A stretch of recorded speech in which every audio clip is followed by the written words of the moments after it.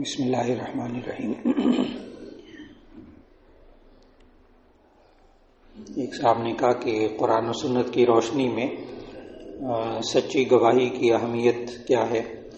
تو اس کا جواب یہ ہے کہ اللہ تعالیٰ نے قرآن مجید کے اندر جھوٹی گواہی کو یعنی شہادت الزور کو گناہ کبیرہ قرار دیا ہے۔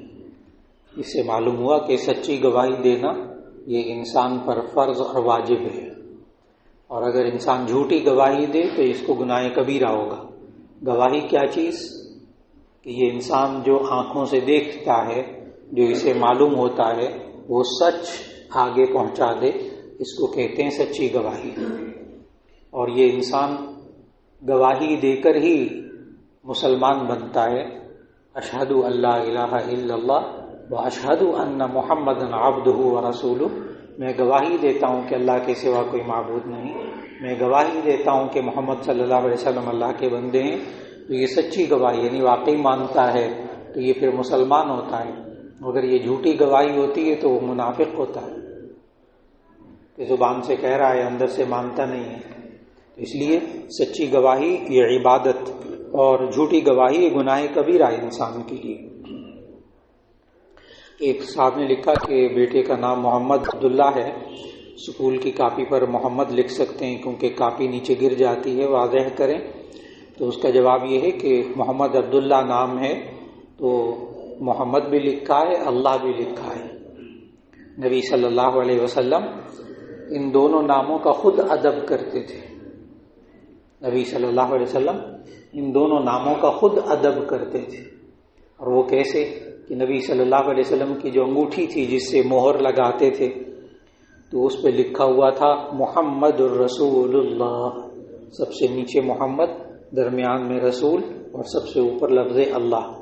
تو جامع ترمذی کی حدیث ہے، اس میں موجود ہے کہ نبی صلی اللہ علیہ وسلم جب بیت الخلاء میں جاتے تھے تو انگوٹھی باہر اتار کر جاتے تھے، انگوٹھی باہر اتار کر جاتے تھے۔ معلوم ہوا کہ محمد اور اللہ دونوں ناموں کا ادب کرنا چاہیے۔ لہذا بچوں کو سکھا دیجیے، آپ نام محمد عبداللہ کاپی پر لکھوائیں اور گر جائے تو کہیں بیٹا استغفار کر لیا کرو، بس۔ یہ کہ محمد نام نہ لکھے، نہیں، عبداللہ تو لکھے گا تو اللہ کا نام ہوگا۔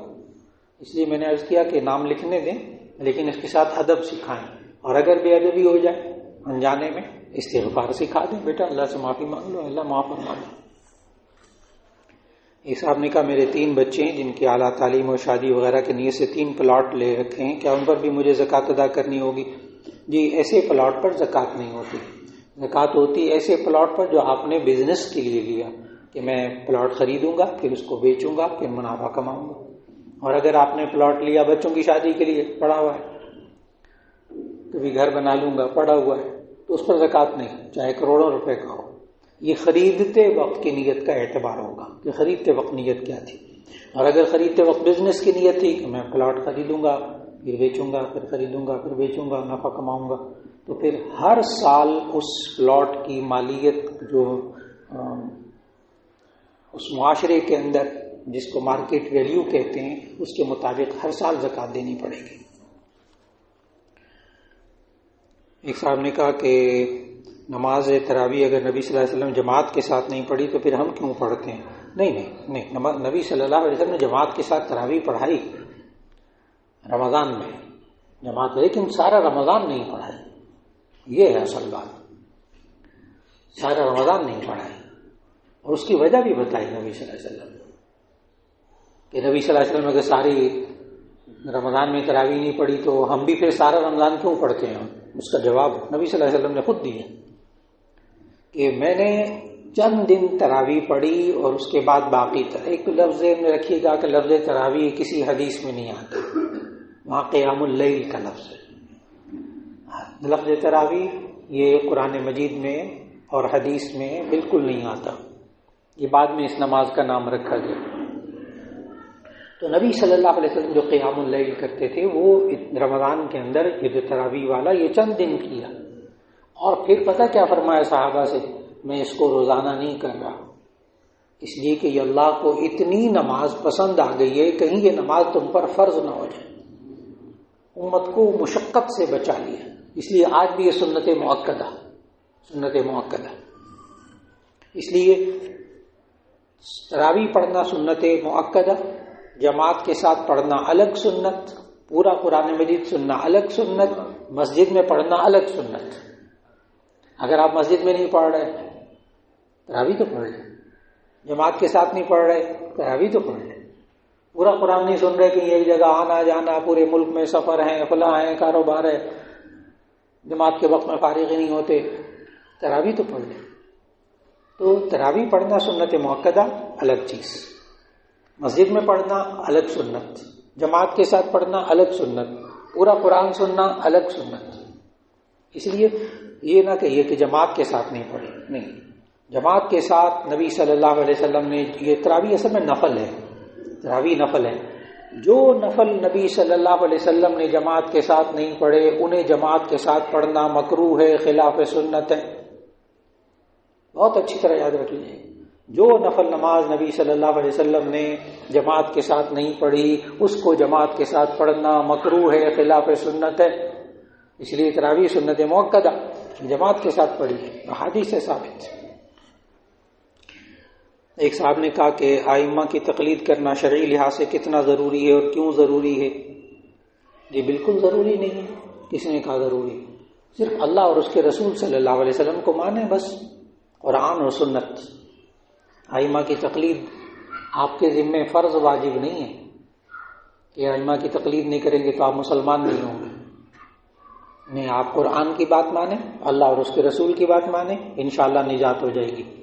لیکن اگر ایک حدیث آ گئی کہ ہاتھ سینے پہ باندھیں، ایک حدیث آ گئی ناف کے نیچے باندھیں، ایک حدیث آ گئی رفع یدین کریں، ایک حدیث آ گئی نہیں رفع یدین کرنا، تو ایسی صورت میں آپ کس پر عمل کریں گے؟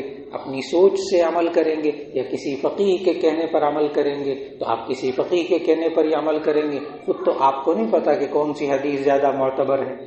اور یہ دونوں کے دونوں حق پر ہیں. جو مکتبہ فکر، جو امام، جو فقیہ قرآن و سنت کے مطابق عمل کرتا ہے اس کے پیچھے کوئی آیت ہے، کوئی حدیث ہے، وہ نجات پا جائے گا، وہ نجات پا جائے گا. اس لیے بہت کھلا دل رکھیں، اس بارے میں بہت کھلا دل رکھیں. ایک صاحب نے کہا کہ ایک زمین کاروبار کی نیت سے خریدی، مثلا 1 لاکھ کی خریدی، اب گاہک نہ ہونے کی وجہ سے فروخت نہیں ہو رہی، زکوٰۃ قیمت خرید پر ہوگی یا موجودہ مارکیٹ ویلیو پر؟ تو اس کا جواب دیا موجودہ مارکیٹ ویلیو پر زکوٰۃ دینا پڑے گی اس کی. ایک صاحب نے کہا کہ نماز کے دوران کسی وجہ سے 2 لوگوں کے درمیان گیپ آ جائے تو کیا دائیں یا بائیں موو کر کے صف پر کر سکتے ہیں؟ جی، اگر نماز کے دوران کسی وجہ سے کوئی تھوڑا سا فاصلہ ہو جائے تو ایک بندہ درمیان میں سے ذرا سا ہل جائے تاکہ مستقل ایک بندے کی جگہ خالی نہ رہے. وہ کسی وجہ سے چلا گیا، اس کا وضو ٹوٹ گیا، وہ چلا گیا، کوئی اور بات ہوگی درمیان میں سے چلا گیا، اب وہ جگہ خالی ہے، تو آپ تھوڑا سا سینٹر میں ہو جائیں تاکہ درمیان میں دونوں طرف اب پورا بندہ کھڑے ہونے کی جگہ نہیں رہی تو نماز ہو جائے گی.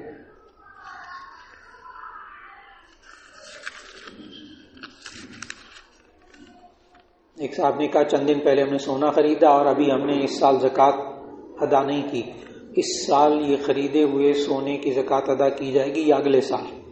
جی، اس کا جواب بہت اچھی طرح سوال آپ نے سمجھا کہ انہوں نے رمضان سے 1 رمضان کو زکوٰۃ دیتے تھے تو رمضان سے 1 ہفتے پہلے بیوی کے لیے سونے کا سیٹ خرید لیا، ابھی 1 ہفتہ ہوا. ویسے ہر سال 1 رمضان کو زکوٰۃ کاٹتے تھے، زکوٰۃ دیتے تھے. اور یہ بندہ جب سونے کا سیٹ خریدا اس سے پہلے صاحب نصاب چلا آ رہا تھا، اس سے پہلے یہ صاحب نصاب چلا آ رہا تھا. رمضان سے 1 ہفتہ پہلے سونے کا نیا سیٹ بیوی کو خرید کر دیا. بیوی پر پہلے بھی زکوٰۃ فرض ہوتی تھی، رمضان سے 1 ہفتہ پہلے یہ سیٹ خریدا ہے، اس کی زکوٰۃ بھی اس 1 رمضان کو دینی پڑے گی کیونکہ یہ پہلے سے صاحب نصاب چلا آ رہا ہے. اس کو پتہ ہے عربی حدیث میں کیا کہتے ہیں؟ اس کو حدیث میں کہتے ہیں مال مستفاد. اس کو کہتے ہیں مال مستفاد. اگر یعنی فائدے میں حاصل ہونے والا مال، اگر پہلے بندہ صاحب نصاب ہے اور اسی جنس میں سے اس کے پاس مال آ گیا تو ایسی صورت میں وہ جنس خود بخود اس میں شامل ہو جائے گی. اب ایک نقد ایک جنس ہے، سونا چاندی روپیہ، اس کو کہتے ہیں نقد. اگر سونے چاندی روپے میں سے اور کچھ آگے آنا تو یہ اس میں شامل ہو جائے گا. لیکن اگر مثال کے طور پر اس پر سونا چاندی کی وجہ سے، روپے پیسے کی وجہ سے زکوٰۃ ہوتی تھی، لیکن اس نے اونٹ لے لیے بہت سارے، اس نے بکریاں لے لی بہت ساری رمضان سے ایک ہفتہ پہلے، تو ابھی اس پر زکوٰۃ فرض نہیں ہوگی. اس پر یہ الگ نصاب ہے، بھیڑ بکریوں کا الگ نصاب ہے، اونٹوں کا الگ نصاب ہے، وہ شامل نہیں ہوگا. لیکن سونا چاندی روپیہ اگر نقد میں سے اضافہ ہوتا ہے نا، وہ بھی اس میں اس کو شامل کر کے زکوٰۃ دینی پڑے گی، چاہے ایک دن پہلے لے لے، وہ زکوٰۃ اس پر فرض ہو گئی. اس لیے بیوی پر اگر زکوٰۃ پہلے فرض نہیں تھی، آپ شوہر ہونے کی حیثیت سے زکوٰۃ ادا کرتے ہیں، آپ کا حساب الگ ہوگا، بیوی کا حساب الگ ہوگا. یہ بات بہت ذہن نشین کرنی چاہیے. بیوی اور آپ کا زیور مشترکہ نہیں ہوتا، الگ الگ. بیوی کا الگ حساب ہے، آپ کا الگ حساب ہے. بیوی پر پہلے 1 تولہ 2 تولے زیور تھا، اب آپ نے 2 تولے زیور تھا، آپ نے جناب اس کو چند اور تولے کا زیور بنا دیا، ابھی 7 تولے نہیں ہوا، 7.5 تولے نہیں ہوا، ابھی اس پر زکوٰۃ فرض نہیں ہے. اگر اور نقد پیسے نہ ہوں اس کے پاس، چاندی کا زیور نہ ہو، تو اس پر زکوٰۃ فرض نہیں ہوگی، 7 تولے تک نہیں ہوگی. اور جب پھر آگے کبھی آپ نے لے کر دیا اور 7.5 تولے لے کر دیا، جس دن اس کے پاس 7.5 تولے سونا آیا، اس دن سے اب سال شروع ہوا، اب 1 سال کے بعد اس پر زکوٰۃ فرض ہو. بہت واضح ہے. جب بندہ صاحب نصاب ہو جائے پھر اس پر سال گزرے تو زکوٰۃ فرض ہوگی. اب سونا جو ہے وہ اس وقت تقریباً 1,95,000 پہ جا رہا ہے، 2 لاکھ روپے سمجھیں، 2 لاکھ روپے تولہ، تو 7.5 تولے سونا، 7 تولے بھی ہو تو 14 لاکھ ہو گئے. لیکن چاندی کا نصاب کم ہے. چاندی جو اس وقت 2,250 روپے تولا جا رہی ہے، وہ بنیں گے اس کے 1,07,000 8,000 بنیں گے اس کے. وہ اگر اس کے پاس نقد ہوتا ہے تو اس پر زکوٰۃ فرض ہو جائے گی، لیکن سال گزرے تب، سال سے پہلے نہیں. ایک صاحب نے کہا سورہ نساء کی آیت نمبر 93 میں ہے، اور جو کوئی کسی مومن کو قصداً قتل کر ڈالے اس کی سزا دوزخ ہے جس میں ہمیشہ رہے گا. جی، اس پر لعنت بھی ہے اللہ کی. اتنی سخت سزائیں بیک وقت کسی بھی گناہ کی بیان نہیں کی. تو اس کا جواب یہ، وہ آیت پوری پڑھ لیجئے کہ من قتل مؤمنا خطأ فتحریر رقبۃ مؤمنہ ودیۃ مسلمۃ. اور اللہ تعالیٰ نے جو قرآن مجید میں کہا نا، من قتل مؤمنا، جو کوئی بندہ کسی مسلمان کو قتل کر دے، فجزاؤہ جہنم خالدا فیہا وغضب اللہ علیہ ولعنہ اعد له عذابا عظیما. تو مسلمان کو قتل کرنا واقعی بہت بڑا گناہ ہے، اس لیے اللہ نے اس کی بہت ساری سزائیں رکھی. ایک صاحب نے کہا بچے زیادہ ہونے چاہیے یا جتنے کی گنجائش ہو. جی، اس کا جواب یہ ہے کہ یہ جو گنجائش ہے نا، اس کو سمجھنا ہے. یہ کیا صاحب کہنا چاہتے ہیں کہ بھئی جتنی تنخواہ ہے، جتنی آمدن، اسی کے حساب سے بچے پیدا کرو نا، کیونکہ اس نے کھلانا ہے نا ان کو. کہاں سے کھلائے گا پھر؟ اس لیے کہ کھلانا اس کے ذمے ہے نا، رزق اس بندے کے ذمے ہے، اللہ کے ذمے تھوڑی ہے. اس کو 12ویں پارے کی پہلی آیت اس کے ذہن میں نہیں ہے. 12ویں پارے کی پہلی آیت، وما من دابۃ فی الارض الا علی اللہ رزقها. جو زمین پر جاندار ہے نا، اس کا رزق اللہ کے ذمے ہے. یہ بندے کی بڑی غلط فہمی ہے. بچے ہو گئے، کھلاؤں گا کہاں سے؟ اللہ کے بندے، آپ کے ذمے کھلانا نہیں ہے. آپ کے ذمے بچے پیدا کرنا اور پھر ان کے بعد ان کی اچھی تربیت کرنا، یہ آپ کے ذمے ہے. کھانا دینا یہ اللہ کے ذمے ہے، آپ کے ذمے نہیں ہے. آپ کے ذمے کوشش کرنا ہے، کمانا ہے. اس لیے بچے صحت کے ساتھ، عافیت کے ساتھ جتنے ہوں کم ہے. رہی خاندانی منصوبہ بندی، تو اس کا جواب اچھی طرح یاد رکھ لیجئے گا کہ جن ملکوں نے یہ ایجاد کی خاندانی منصوبہ بندی، بچے 2 ہی ہونے چاہیے، ہونے ہی نہیں چاہیے، 1 ہی کافی ہے، 2 کافی ہے. آج ان ممالک نے بچوں کی پیدائش پر بونس رکھے ہوئے ہیں کہ تم بچے پیدا کرو تو ہم بونس دیں گے تمہیں اتنا. اس وقت ناروے میں کوئی بندہ بچہ پیدا کرے، بچہ پیدا کرنے والا تو اللہ ہے، مطلب میاں بیوی کے ہاں بچہ ہو جائے، تو جس شخص کے ہاں بچہ ہوگا اس کو 75,000 کراؤن ملے گا. میٹرک تک تعلیم مفت، اتنے سال تک اس کو فلاں روزگار الاؤنس ملتا رہے گا، اور 75,000 کراؤن بچہ پیدا کرو. وہ کہتے نہیں، کون مصیبت پالے ایسے کام کا، چھوڑو پر بغیر نکاح کے ساتھ رہیں گے، بچے نہیں پیدا کرنے، نکاح کی مصیبت بھی نہیں پالنی. ہاں یہ نکاح بھی مصیبت ہے نا، تو نکاح مصیبت نہیں ہے، اصل میں جو بعد کے حالات ہیں وہ مصیبت ہیں، کہ اگر اس نے طلاق دے دی نا تو پھر ایسی صورت کے اندر جب تک وہ دوسری شادی نہیں کرے گی نا لڑکی، تو اس کو سارے مہینے کا خرچہ اس کو دینا پڑے گا. ہاں اس وجہ سے نکاح سے بچتے ہیں، وہاں نکاح کے بغیر رہو، بچے بھی پیدا نہیں کرتے، اور بچے ہو بھی جائیں تو خیر ہے، ایک آدھ ہو جائے تو خیر ہے، اور اس کے ساتھ بھی ماں کا نام لکھا جائے گا، باپ کا نام لکھا ہی نہیں جائے گا. اس وقت یورپی پارلیمنٹ کے 75% ممبران اپنے نام کے آگے اپنی ماں کا نام لکھتے ہیں. ناراض نہیں ہونا کسی نے. 75% لوگ اپنی ماں کا نام لکھتے ہیں، باپ کا نام نہیں لکھ سکتے، معلوم نہیں ہے. اور انگلینڈ کی صورتحال مختلف ہے، انگلینڈ کی صورتحال بالکل مختلف ہے. اس وقت وہاں 45% پارلیمنٹیرین مسلمان ہیں. 45% پارلیمنٹ یعنی MNA جو ہیں وہ مسلمان ہیں. وہاں یہ کیفیت نہیں. اور ایک اور بات عرض کرتا چلوں کہ اصل میں یہ اللہ کا نظام ہے. اللہ نے قرآن مجید میں کہا، اس سوال کا جواب بچے زیادہ ہونے چاہیے، جتنی گنجائش ہو اتنے ہونے چاہیے، تو اس کا جواب اللہ نے قرآن میں کہا، لا تقتلوا اولادکم خشیۃ املاق نحن نرزقکم وإیاہم. لا تقتلوا اولادکم خشیۃ املاق، اپنے اولاد کو تنگ دستی کے خوف سے قتل نہ کرو. نحن نرزقکم وإیاہم، ہم تمہیں رزق دیتے ہیں، ان کو بھی رزق دیں گے. ہمارے اندر، ہمارے معاشرے میں بہت بڑی بیماری یہ ہے کہ جو کام اللہ نے اپنے ذمے لیے ہیں ہم بڑے پریشان ہیں اللہ کیسے کرے گا. جو کام اللہ نے اپنے ذمے لیے ہیں ہم بہت پریشان اللہ کیسے کرے گا، اور جو اللہ نے ہمیں کام کرنے کو کہیں ہم بالکل بے فکر. اللہ کے بندو، جو اللہ نے اپنے ذمے لیے ہیں نہ رکھو اپنے ذمے، نہ پریشان ہو، اللہ رزق دے گا. اس لیے بچوں کی شادیاں کر دیں، اچھا جلدی کر دیں بچوں کی شادی، اس لیے کہ رزق دینے والا اللہ ہے. وہ بھی رزق لے کر آئے گی، اپنا فکر نہ کریں، برکت ہوگی انشاءاللہ.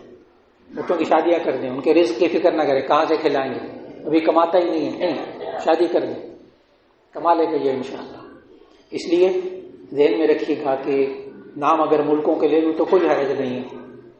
جاپان ایک وقت وہ تھا کہ آج سے 60-70 سال پہلے جاپان نے اعلان کیا تھا کہ بچے نہ پیدا کرو. اچھا پابندی لگائی، قانون بنایا، اور پتہ کیا جملے تھے، اب ہم نے ایسی مشینیں بنا لی ہیں کہ بس ادھر لوہا داخل کر دو، ادھر سے کار بن کر باہر نکلے گی، ہمیں انسانوں کی ضرورت نہیں. یہ جملے تھے اس وقت، میں بڑا مختصر کر رہا ہوں، یہ اس وقت ان کے جملے تھے ان قوموں کے جنہوں نے خاندانی منصوبہ بندی کو ایجاد کیا، جنہوں نے پیدا کیا. انہوں نے کہا ہم نے ایسی مشینیں بنا لی ہیں کہ اب لوہا داخل کرو اور ادھر سے کار بند کر نکلے گی، ہمیں انسانوں کی ضرورت نہیں ہے. آج اس جاپان کے پاس وہ لوہا داخل کرنے کے لیے اور مشین کے بٹن دبانے کے لیے بھی بندے نہیں ہیں. ظاہر اللہ کا نظام ہے نا، وہ بوڑھے ہوں گے، مر جائیں گے، پھر نئی نسل پیدا ہوگی. اب وہاں کا ذہن لوگوں کا ایسا بن گیا، وہ بچے پیدا نہیں کر رہے. جاپان نے پورا زور لگایا ہوا ہے، لوگ بچے نہیں پیدا کر رہے. مثال ہے کہ کیا مصیبت ہے جنجال پالنے کی، ایسی مشکل پالی ہوئی.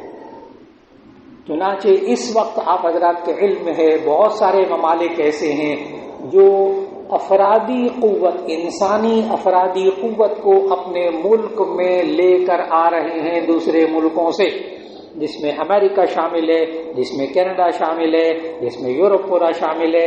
باہر کے بندے لے کر آؤ، ڈاکٹر بھی لے کر آؤ، انجینئر بھی لے کر آؤ، غلام بھی لے کر آؤ، باہر کے لے کر آؤ، ہمارے پاس نہیں ہے کچھ. اب وہاں علاج کرنے والے، مشینیں چلانے کے لیے بندے نہیں ہیں. ان کو آپ کے ملک کے بندوں کی ضرورت ہے ان کو.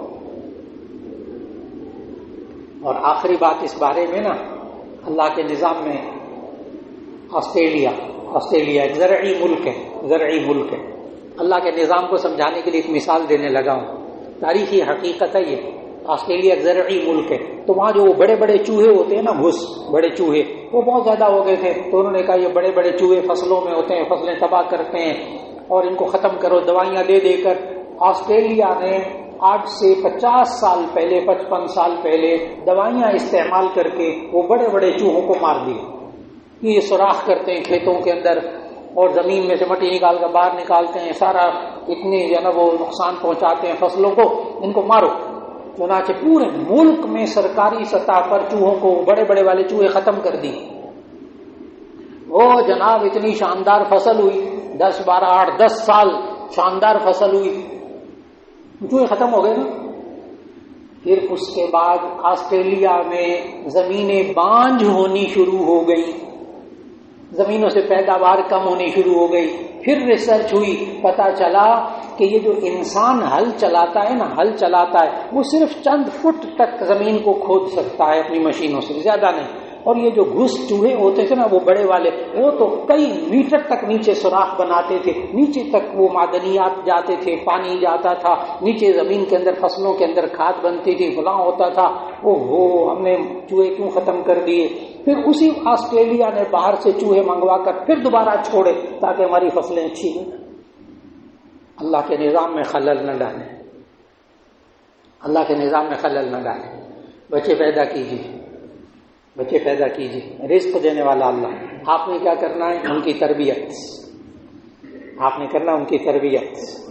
بس آپ کے ذمہ یہ ہے. انشاءاللہ اللہ رزق دے گا. اور جسے آپریشن ہوتا ہے جی بس وہ اب سارے عذر آ گئے. اب وہ سارے بھائی صاحب نے کہا اگر آپریشن وغیرہ سے بچے پیدا ہو رہے ہوں ڈاکٹر منع کر دیتے ہیں. جی ڈاکٹر کہہ دیں کہ اب بیوی کی حالت ایسی ہے، خون کی کمی ہے اور فلاں ہے، خون اس کے اندر نہیں بن رہا، اور اب آپریشن سے بچے پیدا ہو گئے. یاد رکھ لیجئے گا، میں 18 سال میڈیکل یونیورسٹی میں پڑھاتا رہا ہوں. آپریشن سے بچے پیدا کرنے ہوں تو مخصوص وقفہ 1.5-2 سال کا وقفہ دے کر ایک عورت 6 بچے بڑی آسانی سے پیدا کر سکتی ہے. ڈاکٹر کہتے ہیں 4 بھی جی وہ ہمت ہے جتنی ڈاکٹر منع کر دے، ڈاکٹر ہو سمجھدار ہو، منع کر دے تو ایسی صورت میں پھر رک جانا چاہیے. پھر اس کے بعد اب ڈاکٹر کے کہنے پر عمل کرنا ہے. ایک صاحب نے کہا جب کوئی بندہ وفات پا جائے، اس کے مرنے کے بعد اس کے بندے کو اپنے گھر کے حالات کے بارے میں خبر ہوتی ہے کہ گھر میں کیا ہو رہا ہے. جی اب یہ بندہ نا پھر فکر مند ہو گیا، جو اللہ کے کام کرنے گیا نا اس کے بارے میں بہت فکر مند ہو گیا. یہ بندہ اب یہاں سے چلا گیا، ابا جی کو ہم دفنا ہے قبر میں، اب ابا جی کو پتہ چل رہا ہے میں کیا کر رہا ہوں. جی آپ کے نیک کاموں کا الحمدللہ آپ ان کے لیے استغفار کرتے ہیں، آپ ان کے لیے دعائیں کرتے ہیں، وہ ان کو پہنچ رہی ہیں. لیکن آپ کیا کھاتے ہیں، آج کیا ہوا، آج گھر میں کیا پکا، یہ ہمیں نہیں پتا کہ وہ جانتے ہیں، یہ نہیں پتا. ٹھیک، لیکن ہمیں پتا ہے کہ توبہ اور استغفار ان تک پہنچتا ہے.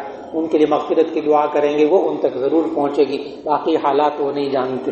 بس اب ان کو جو دفن کر دیا نا ابا جی کو، بس اب ان کے لیے دعائیں مغفرت کریں. یعنی ہمارے ذمہ جو کام ہے نا وہ ہم کریں، اور اللہ جو وہاں کر رہا ہے نا اس کی آپ نے فکر بالکل نہیں کرنی. جو اللہ نے اپنے ذمہ کام لیے اس کو بالکل چھیڑنا بھی نہیں ہے. اچھا وہ اللہ کے ذمہ ہے. جی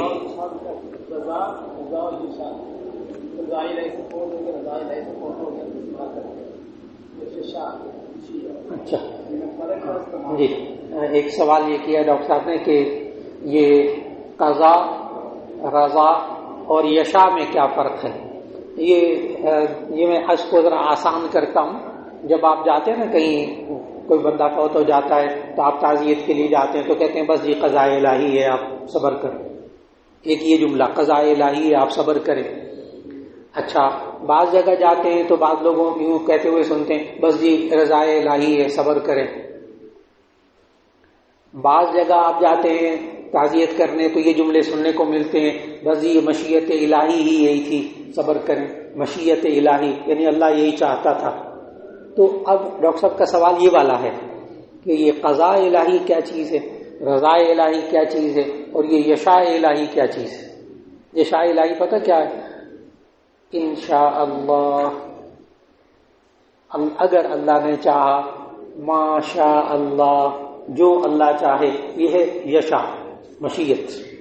ان اللہ یفعل ما یشاء، اللہ جو چاہتا ہے کرتا ہے، یہ ہے یشاء۔ ان اللہ یفعل ما یشاء، اللہ جو چاہتا ہے وہ کرتا ہے۔ اور قضا کیا ہے؟ اللہ کا فیصلہ۔ اور رضا کیا ہے؟ بندے کا راضی ہو جانا، اللہ نے جو فیصلہ کیا اس پر راضی ہو جانا۔ اب تینوں باتیں سمجھنی، اللہ جو چاہتا ہے کرتا ہے، اللہ جو فیصلہ کرتا ہے وہی ہوتا ہے، ہمیں کیا کرنا چاہیے؟ اس پر راضی رہنا چاہیے۔ بات مکمل۔ تینوں میں فرق بتا دیا۔ یہ تینوں ہوتے ہیں، یہ تینوں لازم ہیں، الگ الگ چیزیں نہیں ہیں۔ اللہ جو چاہتا ہے کرتا ہے، اللہ جو فیصلہ کرتا ہے وہی ہوتا ہے، قضا فیصلہ۔ اور یشاء، اللہ جو چاہتا ہے کرتا ہے۔ اور آخری چیز رضا، یہ ہمارے ذمہ ہے، یہ ہمارے ذمہ ہے کہ ہم اس فیصلے پر راضی ہو جائیں، جو اللہ نے کیا اس پر راضی ہو جائیں بس۔ اور کوئی ایسا کام نہ کریں جس سے اللہ ناراض ہو جائے۔ اب بات مکمل ہوگی۔ جی جی بالکل بالکل، رضا الہی سے بندہ فوت ہو گیا، یعنی اللہ یہ چاہتا تھا، اللہ اس کے مارنے پر راضی تھا، آپ ناراض نہ ہوں۔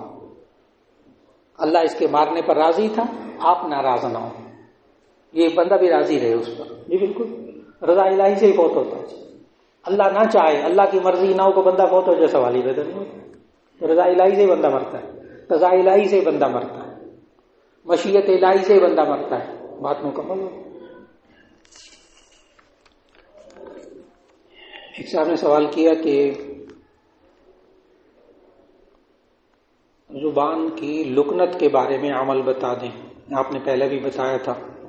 جی، زبان کی لکنت، لکنت کہتے ہیں بولتے وقت بات تا وغیرہ پہ زبان اٹکتی ہو، تو اس کے لیے قرآن مجید میں اللہ تعالیٰ نے حضرت موسیٰ علیہ السلام کو دعا سکھائی۔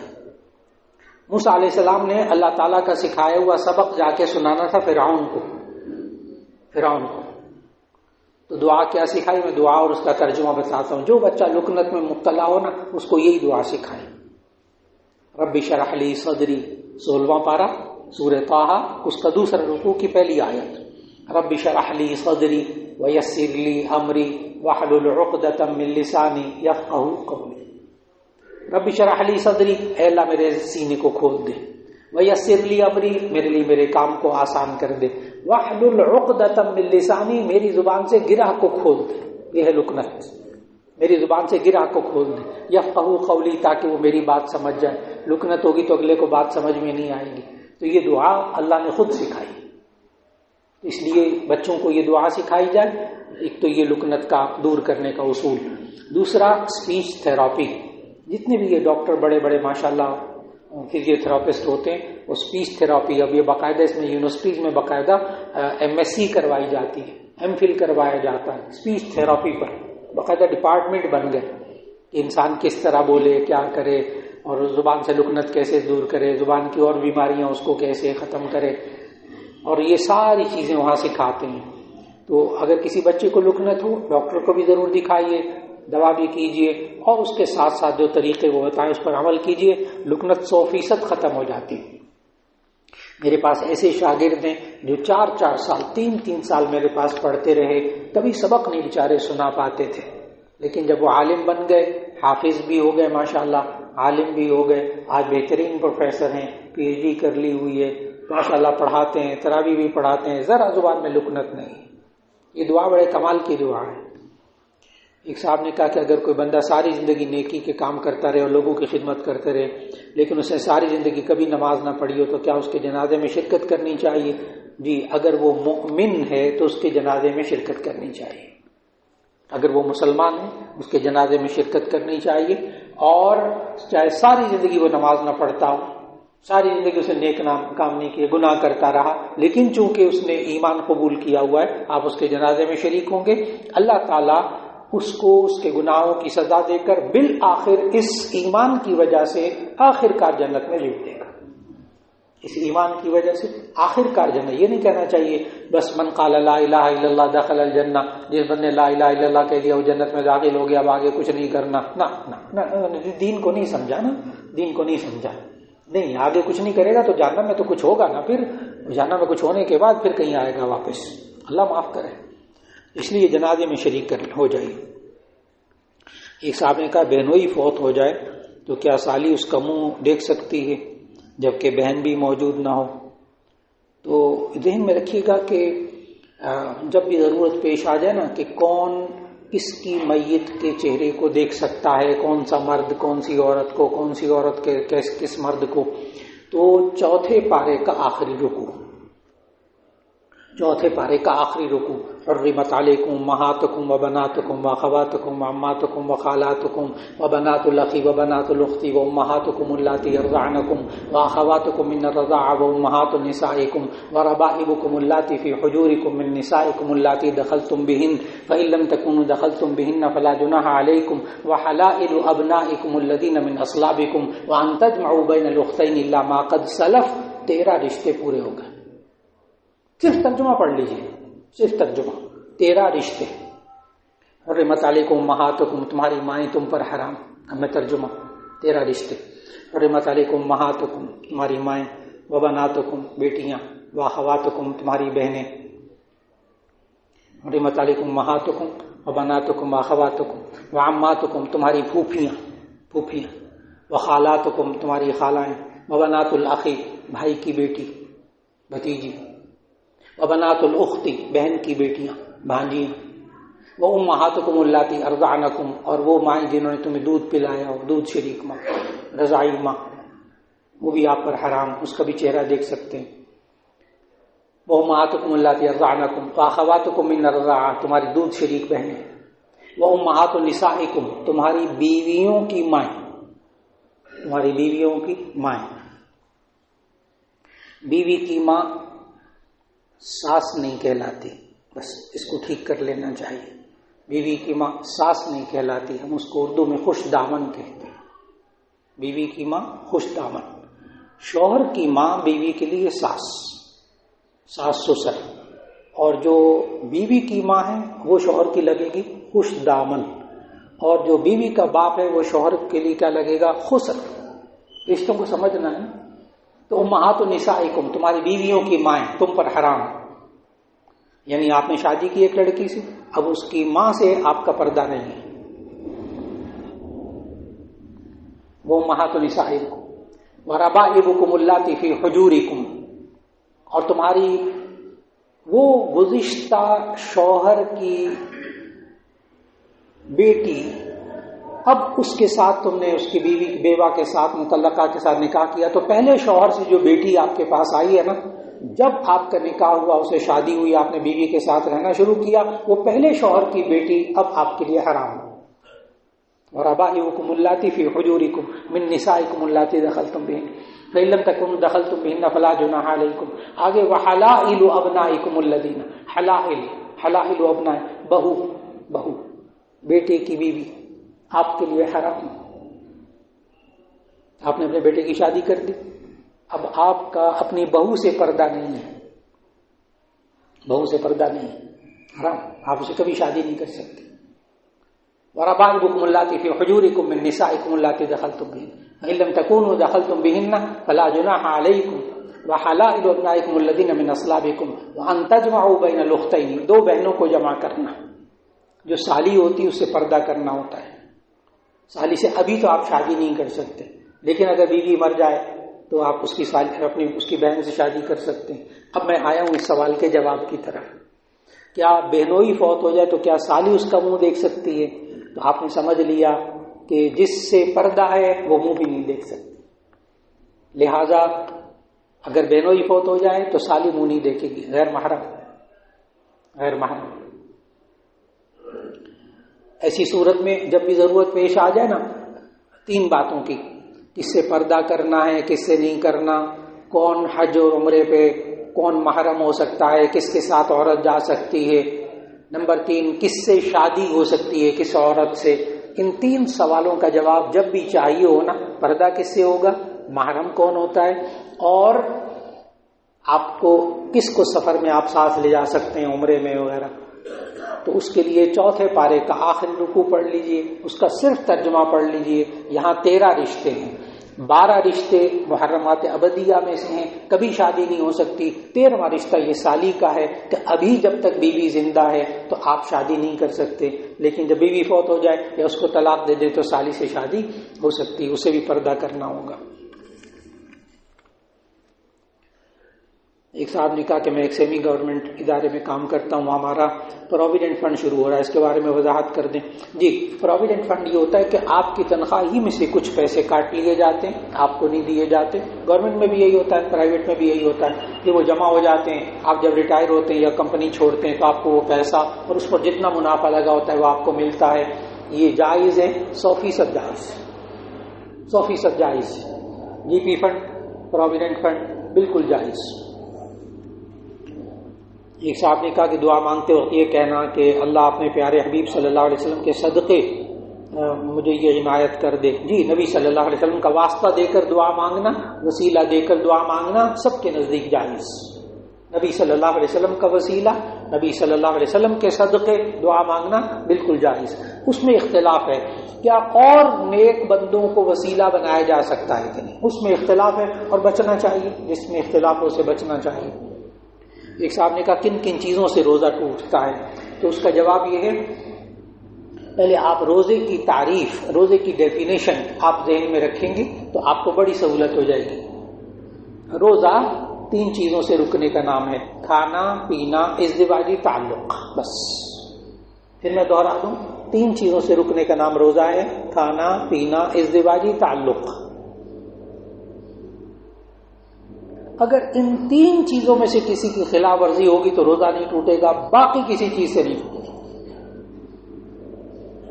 انجیکشن لگوایا روزہ نہیں ٹوٹے گا، چاہے انٹرا وینس ہو چاہے انٹرا مسکولر ہو، یعنی رگ میں لگوائیں انٹرا وینس یا انٹرا مسکولر، روزہ نہیں ٹوٹے گا کیونکہ یہ کھانا پینا نہیں ہے۔ آپ نے انسولین لگا لی، روزہ نہیں ٹوٹے گا۔ ہاں، اگر آپ نے انہیلر لیا جس میں دوائی ہوتی ہے وہ حلق میں چلی گئی تو دوائی کھائیے آپ نے، اب روزہ ٹوٹے گا۔ لہذا انہیلر روزے میں نہ لیا جائے، اس سے روزہ ٹوٹ جاتا ہے۔ اور کسی شخص کو سانس کی تکلیف ہو تو اپنے ڈاکٹر سے رجوع کریں۔ اب الحمدللہ اسی دوائی کی گولیاں بھی آ گئی ہیں، ٹیبلٹس آ گئی ہیں کہ آپ ایک گولی آدھی گولی وہ صبح سحری کے وقت اور ایک آدھ گولی ڈاکٹر کے کہنے کے مطابق آپ افطار کے وقت کھا لیں۔ سارا دن انہیلر کی بالکل ضرورت نہیں پڑتی، ایک دفعہ بھی ضرورت نہیں پڑتی۔ اب دوائیاں آ گئی، وہ الگ سے یہ ہے کہ ڈاکٹر کے مشورے کے مطابق۔ تو کن کن چیزوں سے روزہ ٹوٹتا ہے؟ کھانا پینا ازدواجی تعلق۔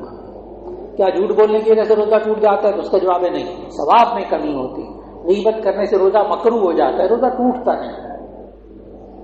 تیل لگانے سے، مالش کرنے سے روزہ نہیں ٹوٹتا۔ آنکھ میں دوا ڈالنے سے روزہ نہیں ٹوٹتا۔ آنکھ میں دوا ڈالنے سے روزہ بالکل نہیں ٹوٹتا، چاہے دن میں 10 دفعہ ڈالیں، چاہے اس کی کڑواہٹ حلق میں آ جائے، لیکن وہ انڈائریکٹ آتی ہے، ڈائریکٹ نہیں آتی۔ اور کان میں اور ناک میں دوا نہیں ڈالنی۔ کان کی تفصیل یہ ہے کہ کان کا اگر پردہ ٹھیک ہو، ڈاکٹر کہتے ہیں آپ کا پردہ کان کے اندر ٹھیک ہے، پھر دوا ڈالی جائے لیکوڈ تو روزہ نہیں ٹوٹتا کیونکہ اندر نہیں جاتی دوا۔ لیکن اگر سنائی نہ دیتا ہو، ڈاکٹر کہتے ہوں کہ پردہ اندر کا تھوڑا سا سوراخ ہے، تو ایسی صورت میں اب دوا ڈالی جائے گی تو ڈائریکٹ حلق میں اور معدے میں جائے گی، وہ روزہ ٹوٹ جائے گا۔ اس لیے کان میں دوا نہ ڈالیں۔ اور باقی رہا ناک، اس میں بالکل دوا نہیں ڈالنی، انہیلر بھی نہیں لینا، ناک والا انہیلر بھی نہیں لینا، اور ناک میں پانی بھی نہیں جانا چاہیے۔ بعض حضرات پوچھتے ہیں کہ یہ جو روئی وہ کورونا ٹیسٹ کرتے ہیں اور ٹیسٹ کرتے ہیں ناک میں ڈال کے تو گھما کے وہ تھوڑا سا نکالتے ہیں، تو اس کے کہ کھانا پینا نہیں ہوا نا، کھانا پینا نہیں، اس میں کوئی دوائی نہیں ہوتی، اس پہ جو ٹیسٹ کی سٹک ہوتی ہے اس پہ کوئی دوائی نہیں ہوتی، آگے روئی سی لگی ہوتی ہے، اس پہ وہ مواد لے کر تو وہ اس کو فلنگ کر لے، اس کو رکھ لیتے ہیں، سنبھال لیتے ہیں بوتل کے اندر، تو اس سے روزہ نہیں ٹوٹتا۔ ایک صاحب نے کہا کہ بچے کے پیدائش کے بعد خون بند ہونے کی صورت میں کب نماز شروع کرنی ہے؟ جی، بچے کی پیدائش کے بعد جو خون آتا ہے اسے نفاس کہتے ہیں، اور نفاس کی زیادہ سے زیادہ مدت 40 دن ہے، یعنی 40 دن تک بلڈ آتا رہے تو نماز معاف۔ لیکن یہ 40 دن تک ہمارے ملک پاکستان کے تمام علاقوں میں 40 دن تک بلڈ نہیں آتا، زیادہ سے زیادہ بچے کی پیدائش کے بعد 10 دن 12 دن 8 دن 10 دن 12 دن بلڈ آتا ہے، بس اتنی نمازیں نہیں پڑھیں گی۔ یہ جو ہے نا بعض خواتین ہوتی ہیں کہ 10-12 دن بعد بلڈ بند ہو جاتا ہے، پھر بھی وہ چلہ پورا ہوگا تو نماز پڑھے گی، بالکل غلط ہے، چلہ کوئی چیز نہیں، وہ 40 دن ہے، 40 دن تک اگر بلڈ آتا رہے تو نماز معاف، وہ ایک الگ چیز ہے۔ لیکن اگر اس سے پہلے بلڈ رک جائے، 10 دن 12 دن بعد بلڈ رک گیا، ایک نماز کا مکمل وقت گزر جائے، اگلی نماز میں وہ غسل کر کے نماز پڑھے گی۔ یہ اس کا معیار کیا ہے کب پڑھے گی نماز؟ ایک فرض نماز کا وقت گزر جائے اور بلڈ نہ آئے، اب یہ نہا دھو کر دوبارہ نماز پڑھ لے۔ ایک صاحب نے کہا قبرستان میں بلند آواز کے ساتھ قرآن پڑھنا، ہاتھ اٹھا کر دعا مانگنا۔ جی، قبرستان میں اونچی آواز سے قرآن پڑھیں، جائز ہے، لیکن قرآن مجید لے کر فزیکلی قرآن مجید لے کر نہ جائیں وہاں، یہ بے ادبی ہے۔ قرآن زبانی پڑھ لیں، سورہ فاتحہ پڑھ لیں، سورتیں پڑھ لیں، سورہ یاسین پڑھ لیں، زبانی پڑھ لیں۔ جہاں تک رہا ہاتھ اٹھا کے دعا مانگنا، اس کی تھوڑی سی ٹیکنیک ذہن میں رکھ لیجیے کہ اگر مانگنے کی ضرورت بھی پیش آئے نا تو قبلے کی طرف منہ کر کے مانگیں، تاکہ وہ لوگ کہ جو قبر سے مانگتے ہیں، قبر والے سے مانگتے ہیں، ان کے ساتھ مشابہت نہ ہو جائے۔ وہ شرک ہے، صاحب قبر سے مانگنا وہ ایک الگ مسئلہ ہے، تفصیل ہے اس میں، کس حد تک جا کے شرک ہوتا ہے، کس حد تک جا کے نہیں شرک ہوتا۔ ایک دم قبرستان میں جا کر ہاتھ اٹھا کر دعا مانگے تو شرک نہیں ہوتا، یہ ذہن میں رکھیں، ایک دم گناہ کبیرہ نہیں ہوتا، لیکن چونکہ ان کے ساتھ مشابہت ہوتی ہے اس سے بچیں۔ ہر بندہ نہیں جا کر باپ ماں دفن ہے، کوئی بزرگ دفن ہے، جا کر بزرگ سے براہ راست کوئی بھی نہیں مانگتا، چر جاہل لوگ ہوتے ہیں جو مانگنا شروع کر دیتے ہیں۔ تو ہاتھ اٹھا کر قبرستان میں دعا مانگنے سے بچنا چاہیے، تاکہ ان لوگوں سے مشابہت نہ ہو جائے جو قبر پرستی میں مبتلا ہوتے ہیں۔ نماز تراویح کی نیت بتا دیں اور تسبیح تراویح کی کیا حیثیت ہے؟ جی، نماز تراویح کی نیت کہ میں تراویح ادا کرتا ہوں، اور آپ 20 تراویح پہلے نیت کر لیں کہ میں 20 تراویح پڑھوں گا 2 رکعت کر کے، ٹھیک ہے، ایک دفعہ نیت کر لیں کافی ہے۔ لیکن رمضان کے روزوں سے رمضان کے پورا مہینہ پہلے بس روزوں کی ایک دفعہ نیت کر لیں، باقی نیت نہ کریں، وہ نہیں۔ نیت کہتے ہیں دل کے ارادے کو، یہ بھی ذرا ذہن میں رکھ لیجیے، نیت کہتے ہیں دل کے ارادے کو۔ ایک صاحب تھے، ابھی تو موسم بڑا اچھا ہو گیا ماشاءاللہ، مری سے زیادہ موسم اللہ نے اچھا کیا ہوا اس وقت، لیکن گزشتہ سالوں میں جب سخت گرمی میں روزے تھے نا، تو ایک صاحب عصر کے وقت میرے پاس آ گئے، کہنے لگے وہ مولانا آج میں نے وہ نا روزے کی نیت ہی کرنا بھول گئی، آج میں نے روزے کی نیت نہیں کی۔ اب میں بھی بڑا پریشان ہوا کہ اللہ کا بندہ، گرمی کا موسم ہے، پوچھ بھی عصر کے وقت رہا، کیونکہ ظہر سے پہلے نیت کرنی ہوتی ہے نا، نصف نہار سے پہلے نیت کرنی ہوتی، تو مجھے بڑا ہوا کہ سارا دن اب بیچارہ تکلیف میں رہا، اور اب آ کے جو ہے نا عصر کے وقت میرے سے آ کے مسئلہ پوچھ رہا ہے، تو تھوڑی سی پریشانی ہوئی۔ پھر میں نے ان صاحب سے پوچھا کہ صبح ساری کھائی تھی؟ کہنے کہ جی ساری کھائی تھی۔ میں نے کہا اس کے بعد سے اب تک تو نہیں کوئی کھایا پیا، اب عصر تک کچھ کھایا پیا تو نہیں؟ کہنے کہ نہیں بالکل نہیں کھایا۔ میں نے کہا کیوں؟ کہنے کہ روزہ تھا۔ اب بات میں نے سمجھی، میں نے کہا اصل میں وہ جو اشتہار میں وہ جو لکھا ہوتا ہے نا روزہ رکھنے کی نیت، وہ بھی صوم غد نویت من شہر رمضان، وہ اس نے آج نہیں پڑھی، حالانکہ وہ کسی حدیث سے ثابت نہیں ہے، وہ عربی میں روزہ رکھنے کی نیت ہے۔ میں پھر عرض کر دوں وہ کسی ضعیف حدیث سے بھی ثابت نہیں ہے، حدیث ہے ہی نہیں۔ وہ آگے جو دعا لکھی ہے نا روزہ افطار کرنے والی، وہ حدیث سے ثابت ہے۔ یہ روزہ رکھنے کی نیت ایک ادب سکھایا گیا کہ آپ روزے کی نیت کیسے کریں، یہ سکھایا گیا، اور نیت کہتے ہیں دل کے ارادے کو۔ اب آپ خود سمجھ گئے کہ اس نے عصر کے وقت مجھ سے پوچھا کہ میں نے آج نیت کرنا بھول گیا، حالانکہ اس نے نیت کی ہوئی تھی۔ نیت دل کا ارادہ نا، میں نے پوچھا نا کہ کیوں نہیں کھایا سارا دن، تو کیا کہتا آگے سے میرا روزہ تھا، تو معلوم ہو اس نے نیت کی ہوئی تھی۔ تو نیت کہتے ہیں دل کے ارادے کو۔ اور تسبیح تراویح کی حیثیت کیا ہے؟ جی، تسبیح تراویح جو یہ سنت مؤکدہ نہیں ہے، یہ تسبیح تراویح روایت سے ثابت ہے لیکن تراویح کے لیے درمیان میں پڑھنا لازم ہے، یہ حدیث سے ثابت نہیں ہے. اس لیے کہ کوئی نہ پڑھے تو گناہ نہیں ہوگا، پڑھ لے تو ثواب ہوگا. ایک صاحب نے کہا کیا تعویذ باندھنا جائز ہے اور اسلام میں اس کا کیا حکم ہے؟ اور اچھا کیا تعویذ باندھنا جائز ہے؟ تو اس کا جواب یہ ہے کہ تعویذ بذات خود بری چیز نہیں ہے. تعویذ کا معنی ہوتا ہے عوض یعوذ تعویذ، یہ عربی لفظ ہے، اس کا مطلب ہے پناہ مانگنا. تعویذ کا معنی پناہ مانگنا. جتنی دعائیں اللہم انی اعوذ بکا سے جتنی دعائیں شروع ہوتی ہیں ساری تعوذات ہیں، ساری تعویذات ہیں. اور یہ معوذتین خود نبی صلی اللہ علیہ وسلم نے نام رکھا ہے اس کا. سورہ قل اعوذ برب الفلق اور آخری قل اعوذ برب الناس، ان دو صورتوں کا نام نبی صلی اللہ علیہ وسلم نے کیا رکھا؟ معوذتین. بخاری شریف کے الفاظ ہیں معوذتین، وہ دو صورتیں جن کے ذریعے بری چیزوں سے پناہ مانگی جاتی ہے، اللہ کی پناہ مانگی جاتی ہے. قل اعوذ برب الفلق، قل اعوذ برب الناس. تعویذ پناہ مانگنا. اگر پناہ مانگیں آپ ایسے الفاظ کے ساتھ جو قرآن و سنت سے ثابت ہیں تو جائز ہے. بہت آسان سی بات ہو گئی. تعویذ زبانی کریں، لکھ کر کریں. اگر وہ قرآن و سنت کے الفاظ ہیں یا قرآن و سنت کے مطابق الفاظ ہیں تو وہ تعویذ درست ہے، وہ تعویذ درست ہے. اسے باندھنا درست ہے، اسے پینا درست ہے، اسے پلانا درست ہے، جائز ہے. اور اگر اس تعویذ کے الفاظ اس میں جنات کو پکارا گیا ہے، جنات سے مدد طلب کی گئی ہے، شیاطین سے مدد طلب کی گئی ہے، الٹی سیدھی باتیں لکھی ہوئی ہیں، اس کو پہننا شرک ہے. اس سے بچنا چاہیے، اس سے بچنا چاہیے. اس لیے بہت واضح الفاظ. تعویذ وہ شرک ہے جس کے الفاظ شرکیہ جائز ہیں، کیسی صورت میں جائز ہے. اور یہ سوچنا کہ جب سے میں نے تعویذ اپنی دکان میں باندھا ہے، رکھا ہے، اس وقت سے اس تعویذ نے میرے کاروبار کو بڑھا دیا، تو یہ بندہ کلمہ پڑھے.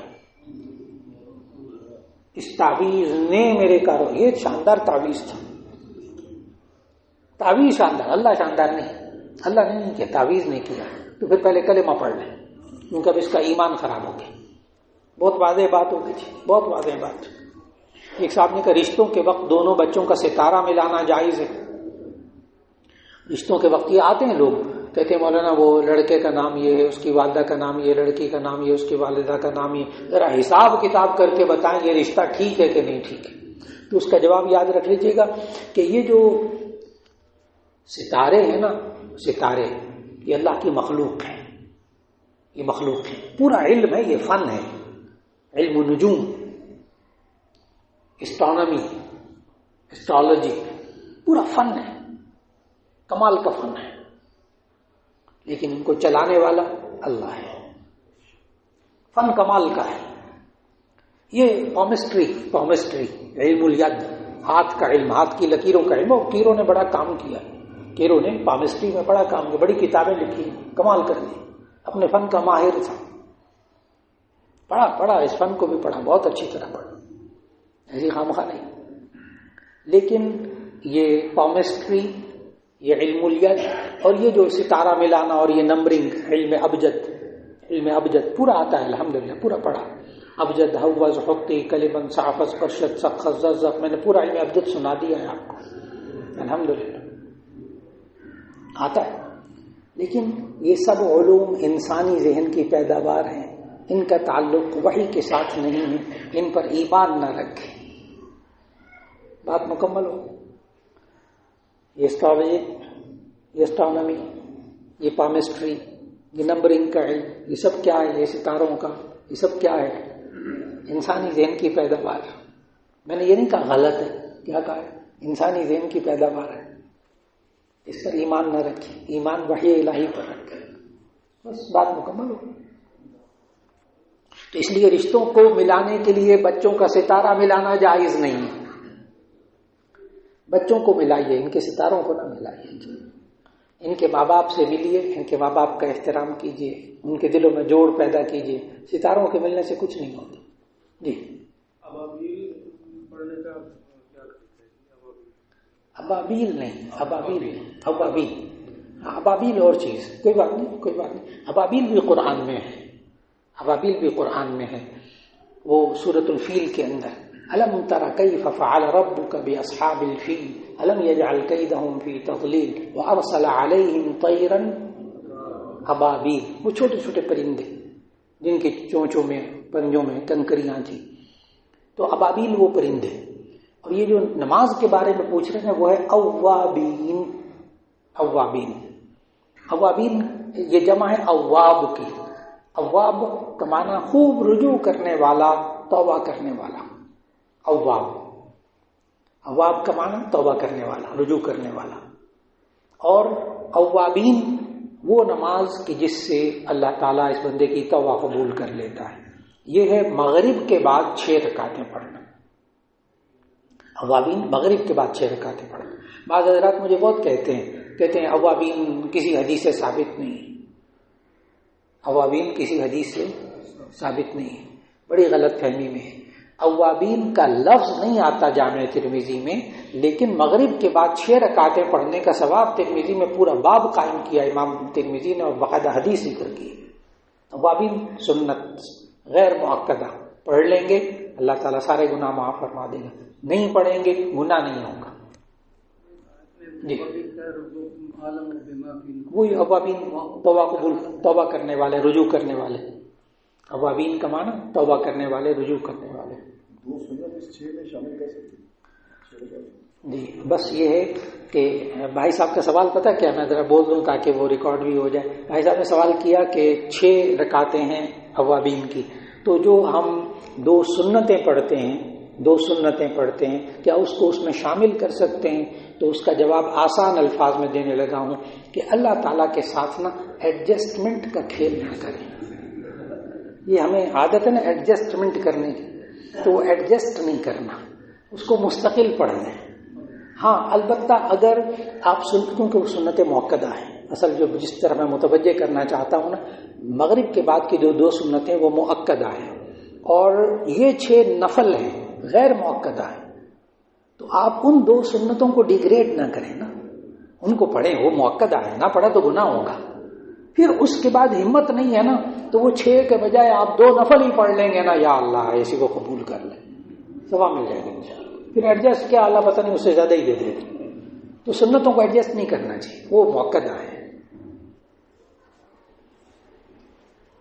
کبھی کبھی میں جواب دینے کا نہیں انداز اختیار کر لیتا ہوں جس سے جواب بڑی اچھی طرح سمجھ میں آتا ہے، تو اس سے ناراض نہیں ہونا کسی نے. وہ اصل میں میرے جواب دینے کا سٹائل ایسا ہو جاتا ہے تو اس سے ناراض نہیں ہونا کسی نے. مقصود جو ہے وہی ہوتا ہے تاکہ جواب اچھی طرح یاد ہو جائے. اب یہ دیکھا آپ کو جواب کبھی بھولے گا نہیں کہ اللہ تعالیٰ سے ایڈجسٹمنٹ نہیں کرنا. بعض لوگ ہوتے ہیں نا، وہ کہتے ہیں میں نے کسی کو قرض دیا ہوا ہے مولانا، اب وہ قرض دے نہیں رہا، میں نے اب دیکھنا 1.5 لاکھ روپے میں نے زکوٰۃ بھی دینی ہے، اب میں زکوٰۃ دے دوں ادھر سے وہ پیسے بھی نہیں دیتا، تو کیا جو میں نے زکوٰۃ دینی ہے اس کو میں اس کا قرض کی واپسی سمجھ کر اپنے پاس رکھ لوں تو میری زکوٰۃ ادا ہو جائے گی؟ اب اس کے کیا کہتے ہیں؟ ایڈجسٹمنٹ. یہ جائز نہیں، یعنی زکوٰۃ ادا نہیں ہوگی. ہاں آپ اس بندے کو یہ 1 لاکھ روپے اس نے دینا تھا آپ ٹھیک، اور وہ قرض دار مقروض ہے، پتہ ہے آپ کو کہ اس کے حالات ایسے نہیں ہیں، آئندہ بھی کوئی توقع نہیں، آپ 1 لاکھ روپے اس کے ہاتھ میں دے دیتے ہیں نا، ادھر دے لو، اب تم قرض ادا کرنا چاہو تو کر دو، میں تمہیں باؤنڈ نہیں کرتا، پکا نہیں کرتا. وہ پھر کہتا ٹھیک ہے جی آپ 1 لاکھ روپے لے لیں، جائز. اب جائز.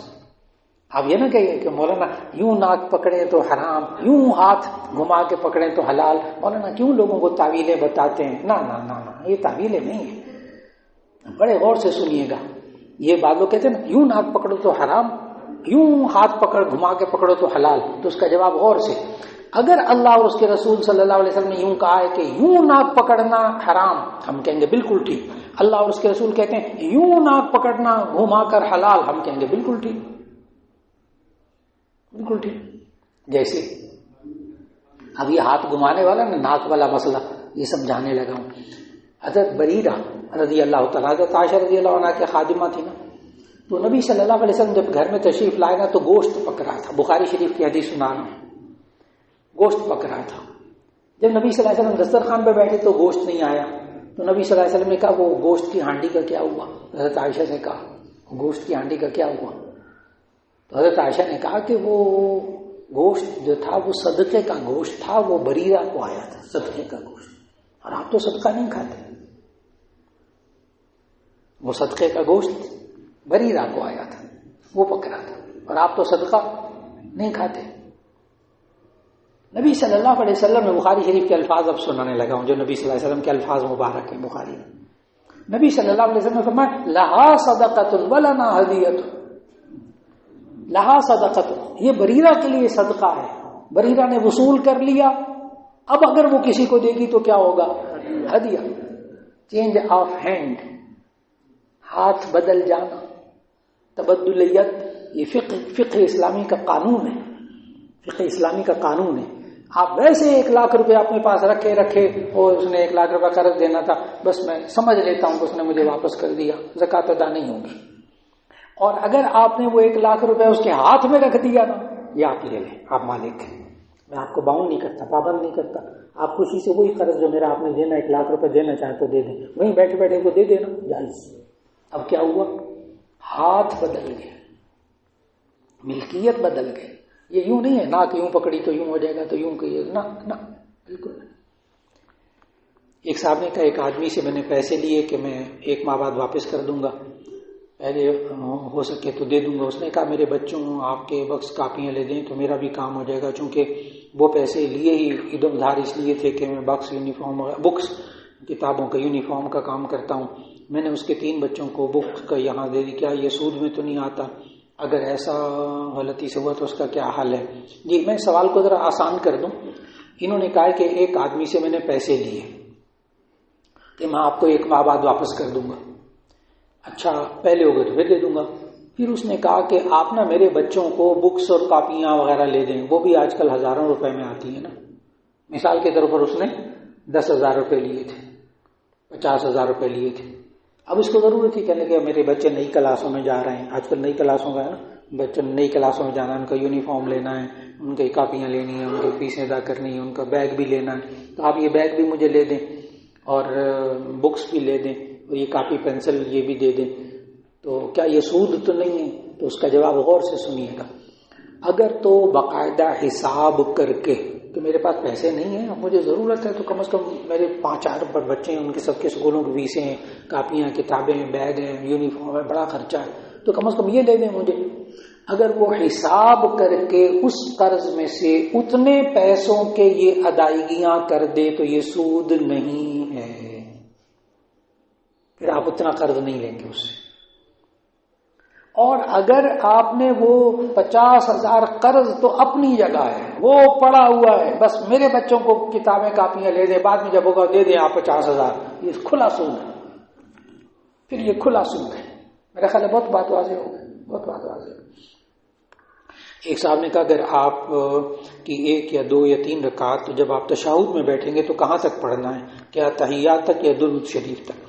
جی ایک سوال کو ذرا دوبارہ آسان کر دوں کہ اگر آپ کی 1 رکعت رہ گئی ہے، 2 رکعتیں رہ گئی، 3 رکعتیں رہ گئی، تو آپ جب اپنی نماز پڑھیں گے اس میں جب تشہد پڑھیں گے تو پورا پڑھیں گے تھوڑا پڑھیں گے؟ امام کے ساتھ پورا پڑھیں گے تھوڑا پڑھیں گے؟ اب میں بات کھل کر کرنے لگا ہوں۔ میں مغرب کی مثال دیتا ہوں، مغرب کی مثال ذرا وہ نا پیچیدہ ترین مثال ہے۔ ایک بندے کی مغرب کے اندر 2 رکعتیں رہ گئیں، 3 رکعتیں ہوتی، 2 رکعتیں رہ گئی، 1 رکعت امام کے ساتھ پڑھی۔ اب امام کے ساتھ جب 1 رکعت پڑھے گا نا تو اتحیات میں اتحیات بھی پوری پڑھے گا، درود شریف بھی پڑھے گا، دعا بھی پڑھے گا۔ جب امام دونوں طرف سلام پھیر دے تو کھڑا ہو کے اپنی نماز پڑھے گا، 2 رکعتیں، ٹھیک۔ اب وہ 2 رکعتوں کو اس طرح پڑھے گا کہ اگر یہ 2 رکعتیں اٹھا کر شروع میں فٹ کر دی جائیں تو نماز بالکل سیدھی ہو جائے، لہذا یہ کھڑے ہو کر سبحانک اللہم بھی پڑھے گا کیونکہ یہ اس کی پہلی رکعت ہے، سبحانک اللہم بھی پڑھے گا، سورہ فاتحہ بھی پڑھے گا، سورت بھی پڑھے گا، لیکن یہ تشہد میں بیٹھے گا امام کی ترتیب سے۔ اب یہ ٹیکنیکل بات، باقی بالکل پوری نماز اس طرح پڑھے گا جیسے اس کو کاٹ کر نماز کو شروع میں فٹ کر دیا جائے تو نماز بالکل سیدھی ہو جائے، لیکن صرف ایک فرق ہے اور وہ کیا؟ تشہد میں بیٹھے گا کس کی ترتیب سے؟ امام کی۔ اب یہ کھڑے ہو کر اس نے جب 1 رکعت پڑھی تو یہ اس کی اپنی پہلی رکعت ہے نا، ٹھیک ہے۔ اب اس میں تشہد میں بیٹھے گا کہ نہیں؟ بیٹھے گا، کیونکہ امام کی ترتیب سے کیا ہے؟ دوسری رکعت۔ اب اس میں آپ خود جواب دے سکتے ہیں، اس میں تشہد کتنا پڑے گا؟ عبدہ و رسولہ تک، پھر اس کے بعد کھڑا ہو جائے گا، تیسری رکعت پڑھے گا۔ تیسری رکعت ہے اس کی کتنی رکعت؟ دوسری، لہذا اس میں سورہ فاتحہ بھی پڑھے گا، سورت بھی پڑھے گا، پھر آخری رکعت میں بیٹھے گا، کیونکہ یہ اب اس کی آخری رکعت ہے امام کی ترتیب سے، اس میں تحیات بھی پڑھے گا، درود شریف بھی پڑھے گا، دعا بھی پڑھے گا، سلام بھی پڑھے گا۔ میرا خیال ہے بہت واضح ہو گیا۔ تو اس میں اگر آپ نے مغرب کی نماز کو سمجھ لیا تو باقی نمازیں آسان ہیں۔ یہ ایک سوال بھی ہے کہ کون سی ایسی نماز، یہ ہم بس اوقات جو فقہ پڑھنے والے طلبہ ہوتے ہیں نا ان سے سوال کرتے ہیں کہ کون سی نماز ایسی ہے جس میں ہر رکعت کے اندر تشہد میں بیٹھنا پڑتا ہے؟ کون سی نماز ایسی ہے جس کی ہر رکعت میں تشہد میں بیٹھنا پڑتا ہے؟ تو اس کا جواب ہے اس بندے کی نماز ہے جس نے ایک رکعت امام کے ساتھ پائی، بات مکمل ہو گئی۔ جس نے ایک رکعت امام کے ساتھ پائی وہ ہر رکعت میں کیا کرے گا؟ تشہد میں بیٹھے گا۔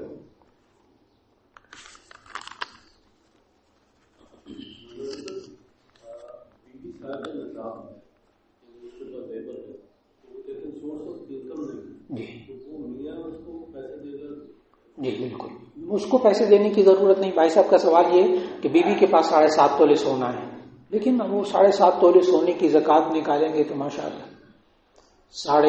15 لاکھ روپے، 7.5 تولے سونے کی مقدار 15 لاکھ روپے، ہر لاکھ میں سے 2,500 روپے، ہر لاکھ میں سے 2,500 روپے۔ اب یہ اس کے پاس پیسے ہی نہیں ہے زکوٰۃ ادا کرنے کے، کیا کرے؟ شوہر اس کی طرف سے زکوٰۃ دے سکتا ہے۔ اب شوہر بھی عقل مندی کرے، میں نے بہت سارے حضرات کو طریقہ بتایا، بڑی دعائیں دیتے، میں نے کہا آپ حساب لگا لیں کہ آپ پر زکوٰۃ کتنی فرض ہوتی ہے آپ کی بیوی پر۔ مثال کے طور پر 12,000 زکوٰۃ فرض ہوتی ہے، مثال 12,000 سال کے بعد زکوٰۃ فرض ہوتی ہے۔ آپ بیوی کو ہر مہینے 1,000 روپے دے دیا کریں، بیوی کو کہ کسی غریب کو دے دیا کریں، سال بعد خود ہی زکوٰۃ ادا ہو، بڑی آسانی کے ساتھ۔ ایک دم سال کے آخر میں وہ 12,000 نکالنا مشکل لگتا ہے، تو آپ ہر مہینے بیوی کو کیا دے دیں؟ 1,000 روپے، یا بیوی کی طرف سے آپ دے دیں کسی غریب کو 1,000 روپے مہینہ۔ یہ میں نے بتایا کہ اس کا حل کیا ہے۔ شوہر دے دے اخلاقاً، شوہر پر فرض واجب نہیں ہے، لیکن اگر دے دے بہت اچھا۔ ایک صاحب نے کہا کہ عورت نماز تراویح کی جماعت کرا سکتی ہے، تو اس کا جواب ہے کہ نہیں، عورت جماعت نہیں کرا سکتی، امام نہیں بن سکتی۔ بالفرض فقہا نے لکھا اگر حافظہ بچی ہے، گھر میں اور بچیاں بھی ہیں، اب وہ تراویح میں قرآن سنانا چاہتی ہے، تو اس کا خاص طریقہ فقہا نے لکھا کہ وہ آگے نہیں کھڑی ہوگی، پھر ایک ہی صف بنے گی اور وہ امام عورت اس کے بیچوں بیچ کھڑی ہوگی۔ وہ ایک ٹیکنک طریقہ ہے، علماء سے پوچھ لیا جائے تراویح سنانے کے لیے، وہ طریقہ ہے موجود، لیکن کوشش ہو کہ نوافل میں سنا لے اور تراویح کی جماعت کی امامت لڑکی نہ کروائے تاکہ سنت نہ ٹوٹے۔ صبح فجر کی نماز میں اگر جماعت کے ساتھ شامل نہ ہو سکے تو پہلے سنتے پڑھیں گے؟ جماعت کے ساتھ شامل نہیں ہو سکے یعنی پوری جماعت رہ گئی۔ اگر پوری، سوال کیا کہ ایک بندہ آیا لیکن جب آیا تو نماز ہو چکی تھی، امام نے سلام پھیر دیا تھا، اب یہ نماز پڑھنا چاہتا ہے، کیا 2 سنتیں 2 فرض پڑھے یا صرف 2 فرض پڑھے؟ تو اس کا جواب ہے کہ 2 سنتیں ضرور پڑھے، سنت مؤکدہ ہیں، پہلے 2 سنتیں پڑھے پھر 2 فرض پڑھے، ابھی قضا نہیں ہوئی، صرف جماعت رہ گئی۔ ایک صاحب نے کہا باپ کی زندگی میں بیٹی پر نماز قصر پڑھنی ہے، جب وہ ماں باپ کے گھر جائے اور جب باپ فوت ہو جائے تو کیا پوری نماز پڑھے گی؟ جی، انہوں نے جو سوال کیا وہ یہ کہ بیوی اپنے میکے میں جا کر اپنے ماں باپ کے یہاں پوری نماز پڑھے گی کہ نہیں، یہ ہے سوال اصل۔ اس کا جواب بہت اچھی طرح یاد رکھیے، شادی کے بعد بیوی شرعی احکام میں شوہر کے تابع ہو جاتی ہے، شادی کے بعد بیوی شرعی احکام میں شوہر کے تابع ہو جاتی ہے۔ اب جو شوہر کا وطن اصلی ہے وہی بیوی کا وطن اصلی ہے۔ اگر بیوی 15 دن سے کم جائے گی اپنے میکے میں رہنے کے لیے تو قصر پڑے گی، 15 دن کی نیت کر کے جائے گی، مہینہ بعد بچے پیدا ہونے والا تو چلو 1 مہینے کے لیے چلی گئی، اب وہ پوری نماز پڑھے گی۔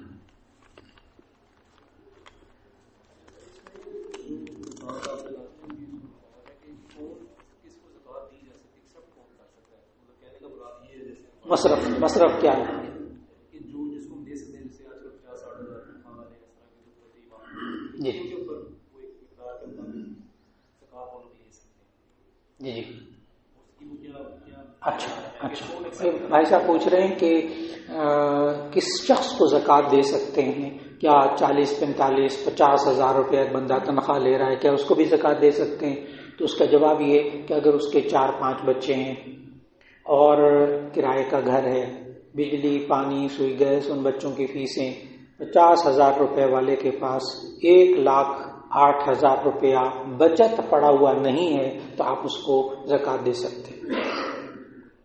1,10,000 یعنی 52 تولہ چاندی کے برابر پیسے نہیں ہیں تو آپ اس کو زکوٰۃ دے سکتے ہیں اور زکوٰۃ کا مستحق ہے. پلاٹ پڑا ہوا اس کے پاس، جی ایک پلاٹ پڑا ہوا ہے لاکھوں روپے کا، لیکن بزنس نہیں کرتا پلاٹ کا، تو ایسی صورت میں پلاٹ لاکھوں روپے کا بچوں کے لیے رکھا ہوا ہے، کسی وقت گھر بنانے کے لیے رکھا ہوا ہے، وہ زکوٰۃ میں شامل نہیں ہے. یہ پھر بھی مستحق ہے. لاکھوں کا پلاٹ ہے، اپنا ذاتی گھر ہے لاکھوں روپے کا، 1,08,000 روپیہ نقد نہیں ہے، یہ مستحق ہے زکوٰۃ کا، چاہے گھر میں سواری بھی موجود ہو، گھر کی چیزیں بھی موجود ہوں. ہاں البتہ یہ ہے کہ گھر میں فالتو چیزیں ایسی موجود ہوں، قیمتی چیزیں بیکار پڑی ہوئی ہیں، لباس انسلا پڑا ہوا ہے، وہ 1,00,000 سے زیادہ تک پہنچتا ہو تو یہ صاحب نصاب ہے، اس پر زکوٰۃ تو فرض نہیں ہوتی، لیکن اس کے پاس نصاب کے برابر فالتو مال پڑا ہوا ہے، وہ ایک الگ چیز ہے. ایک صاحب نے کہا جمعے کے فرض والی سنتیں لیٹ پڑھ سکتے ہیں، تو اس کا جواب یہ کہ جی ہاں، آپ یہاں سے جمعہ پڑھ کے چلے گئے، کسی کام میں ضروری تھا، فوراً جانا تھا، مہمان آ رہے تھے گھر میں، آپ نے لیٹ پڑھ لی، لیکن جمعے کا وقت ابھی ظہر کا وقت باقی ہے تو آپ پڑھ سکتے ہیں، لیٹ کر کے پڑھ سکتے ہیں، لیکن قضا نہ ہونے دیں. قضا ہوگی تو پھر نہیں پڑھنی، کیونکہ سنتوں کی قضا لازم نہیں ہوتی. ایک صاحب نے کہا اگلی صف میں جگہ خالی ہے اور پچھلی صف میں لوگ کھڑے ہیں، اس جگہ کو پورا کرنے کے لیے پچھلی صف کے لوگوں کے سامنے سے گزرنا پڑتا ہے، اس صورت میں گزرنا جائز ہے کہ نہیں؟ تو یہ ایک شرعی ضرورت. تو ایسی صورت میں آپ 2 لوگوں کے بیچ میں سے اس طرح گزر جائیں کہ سامنے سے نہ گزرنا پڑے، 2 لوگوں کے اشارہ کر کے 2 لوگوں کو تھوڑا سا ہٹا کے بیچ میں سے گزر جائیں. لیکن اس کے باوجود اگر صف کی جگہ آگے خالی ہو تو کسی بندے کو گزارش کر کے صف آگے خالی ہے، آپ آگے ہو جائیں، وہیں سے آگے کر دیں تاکہ ان کے سامنے سے آخری حد تک کوشش کرنی چاہیے کہ اس کے آگے سے نہ گزریں. اگر ضرورت پیش آ جائے تو کوئی چیز لے لیں ایسی کہ جس کو اس کے سامنے رکھ کر گزر جائیں تاکہ گناہ نہ ہو. جی قرآن مجید کھول کر تراویح میں، ہاں قرآن مجید تراویح میں کھول کر پڑھنا یہ امام ابو حنیفہ رحمہ اللہ کے نزدیک جائز نہیں ہے، امام شافعی کے نزدیک جائز ہے. اس لیے عرب ممالک میں آپ کہیں کہیں دیکھتے ہیں، وہاں بھی رواج نہیں رہا، وہاں بھی حافظ بہت ہو گئے. پہلے تھا کہ بعض لوگ مساجد کے اندر قرآن سامنے کھول کر، بلکہ ڈائس رکھا ہوتا تھا، اس میں قرآن سامنے رکھ کر ورق پلٹتے تھے تراویح کے اندر. امام ابو حنیفہ کے نزدیک نماز نہیں ہوتی، اور اگر پیچھے سننے والا سامع قرآن کھول کے پیچھے سن رہا ہو اور امام کو غلطی بتا رہا ہو تو چونکہ اس کی نماز نہیں ہوتی، تو امام نے اگر غلطی پکڑ لی نا، اسے لقمہ لے لیا تو اس کی نماز بھی فاسد ہو جائے گی. اس لیے پیچھے قرآن کھول کر نہیں پڑھنا چاہیے تراویح کے اندر. مسجد میں نماز پڑھتے ہیں، گھر میں جی مسجد میں فرض نماز ہے نا، فرض نماز جو سنتیں ہیں نوافل ہیں وہ تو گھر میں پڑھنا افضل ہے، لیکن فرض نماز مسجد میں پڑھنا سنت مؤکدہ ہے. فرض نماز مسجد میں پڑھنا سنت مؤکدہ ہے. اگر آپ نے گھر میں پڑھ لی فرض نماز، آپ کی فرض نماز ادا ہوگی، سنت چھوڑنے کا گناہ ہوگا. جی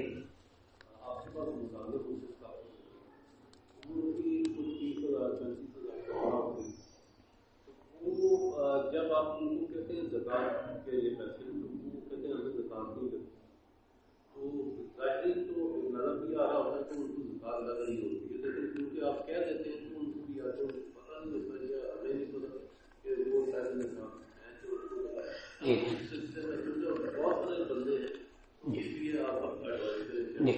اب اس میں نا بہت سے فیکٹریوں والوں نے یہ مجھ سے سوالات یہ والے کیے ہیں، یہ والے کہ ہمارے ملازمین ہیں، ہم ان کو بونس دینا چاہتے ہیں اور یا ان کو ہدیہ دینا چاہتے ہیں، عیدی دینا چاہتے ہیں، لیکن ہم زکوٰۃ میں سے دینا چاہتے ہیں. اب ہمیں نہیں پتا کہ یہ مستحق ہیں کہ نہیں ہیں، تو اس صورت میں کیا کریں؟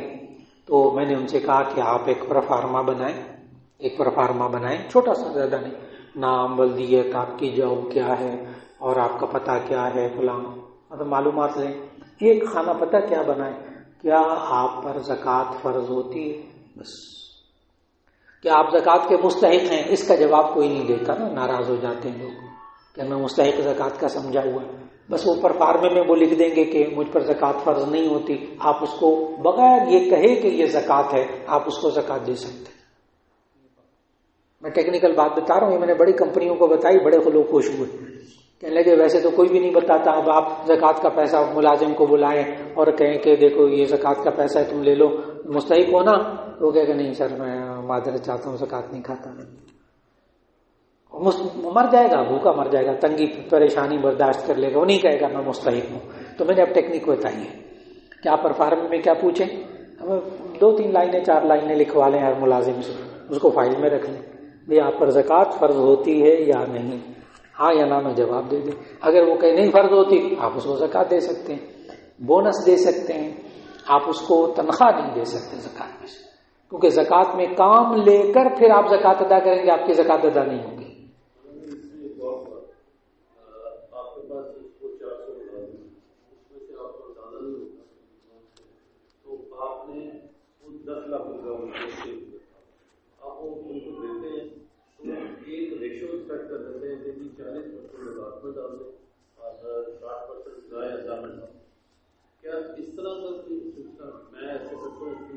جی، اس کا جواب غور سے سننے والا ہے. زکوٰۃ کبھی اندازے سے نہیں دینی چاہیے. زکوٰۃ دیتے وقت زکوٰۃ اور زکوٰۃ کے علاوہ دوسرا مال ملا کر زکوٰۃ دینا اور پھر یہ طے نہ کرنا کہ اس میں زکوٰۃ کا مستحق کون ہے، ایسا نہیں کرنا چاہیے. کیونکہ اگر اس بندے کے پاس آپ کا پیسہ گیا زکوٰۃ کا جو مستحق نہیں ہے، آپ کی زکوٰۃ ادا نہیں ہوگی. اس لیے آپ بالکل 1 to 1 آپ چلیے. مثال کے طور پر 400 ملازم ہیں آپ کی فیکٹری میں، آپ وہی سروے چند 1-1.5 دن میں نے سروے کروایا ہے. ایک دن صبح دے دیا گیا ان کو کاغذ، شام کو جاتے ہوئے یہ پرفارما پر کر کے آفس میں جمع کرا دیں. اب جناب ان میں سے وہ سارے سارٹ آؤٹ کر لیے کہ بھی اس میں سے 200 بندہ جو ہے نا یہ والا یہ صاحب نصاب نہیں ہے اور 200 بندہ صاحب نصاب ہے، تو جو زکوٰۃ نہیں ہے وہ ان کو دے دیں، زکوٰۃ نہیں ہے وہ ان کو دے دیں، جو زکوٰۃ ہے وہ ان کو دے دیں جو مستحق. بہت آسان. یعنی اپنے اکاؤنٹنٹ کو یہ بات سمجھا دینا کہ بھئی پہلے سروے کروا لو، سروے کروا کے پھر جو زکوٰۃ کا پیسہ ہے نا یہ اس اکاؤنٹ کے ذریعے ٹرانسفر کر دیں. زکوٰۃ کا پیسہ مستحقین کے اکاؤنٹ میں ٹرانسفر کر دیں. ہاتھ میں دینا بھی ضروری نہیں، آپ نے اکاؤنٹ میں دے دیا ادا ہوگی. بہت آسان، یعنی اس میں کوئی مشکل نہیں. لیکن مکس نہ کریں، زکوٰۃ غیر زکوٰۃ کو مکس نہ کریں. اگر مکس کر لیا ہے نا تو پھر آپ مستحق ہی کو دیں، غیر مستحق کو پھر نہ دیں.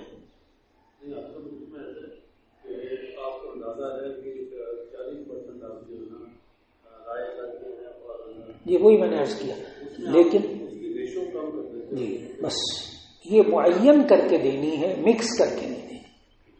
یہ زکوٰۃ عجیب و غریب چیز ہے کہ آپ نے یہ پن پوائنٹ کر کے یہ زکوٰۃ کا مستحق ہے اس کے ہاتھ میں جانی ہے. پتہ نہیں یہ کس میں سے گیا، اس کو اس سے زکوٰۃ ادا نہیں ہوگی.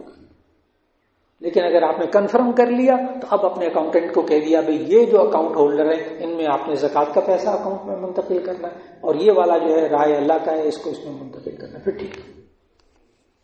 تو میرے نزدیک کوئی مشکل نہیں ہے.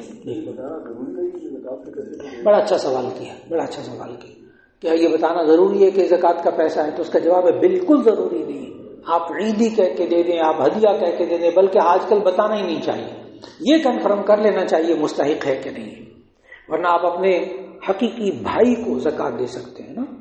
آپ اپنے نسل سے اوپر زکوٰۃ نہیں دے سکتے، نسل سے نیچے زکوٰۃ نہیں دے سکتے. یعنی ماں باپ دادا دادی نانا نانی کو زکوٰۃ نہیں دے سکتے، بیٹا بیٹی پوتا پوتی نواسا نواسی کو نہیں دے سکتے. حقیقی بھائی کو آپ زکوٰۃ دے سکتے ہیں اگر وہ مستحق ہے. حقیقی بہن کو آپ زکوٰۃ دے سکتے ہیں، بھتیجے بھانجوں کو زکوٰۃ دے سکتے ہیں. بڑا عجیب و غریب نظام، کھلا نظام، بڑا شاندار نظام. ایک صاحب نے کہا کہ کیا آن لائن ڈراپ شپنگ کرنا جائز ہے؟ جی ہاں، آن لائن یعنی آپ پیسے ادا کرتے ہیں، آن لائن پیسے دے دیتے ہیں، وہ آپ کو سامان آپ کے گھر میں سوٹ ہیں، چیزیں ہیں، سودا ہے، پہنچا دیتے ہیں، جائز۔ تو آن لائن تجارت کرنا، بزنس کرنا جائز ہے اگر آپ مال لگاتے ہیں، ادھر سے مال آتا ہے، جائز ہے۔ اور اگر ہوائی کام ہے سارا، مال بھی ہوا میں، پیسے بھی ہوا میں، نہ مال وجود میں ہے نہ پیسہ وجود میں ہے، بٹ کوائن ہے، کرپٹو کرنسی ہے، فلاں ہے، سارا ناجائز، نہ مال کا وجود نہ پروڈکٹ کا وجود۔ جی جی جی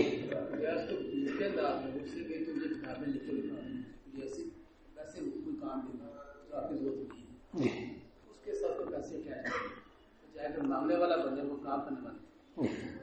ڈاکٹر صاحب نے ایک سوال کیا ہے کہ اگر آپ کسی کو زکوٰۃ کا پیسہ دینا چاہتے ہیں لیکن ساتھ یہ بھی چاہتے ہیں کہ وہ بیکاری نہ بنے، تو آپ اس کے ذمہ کوئی کام لگا دیتے ہیں کہ یہ کام کر لو اور یہ پیسے دے دو۔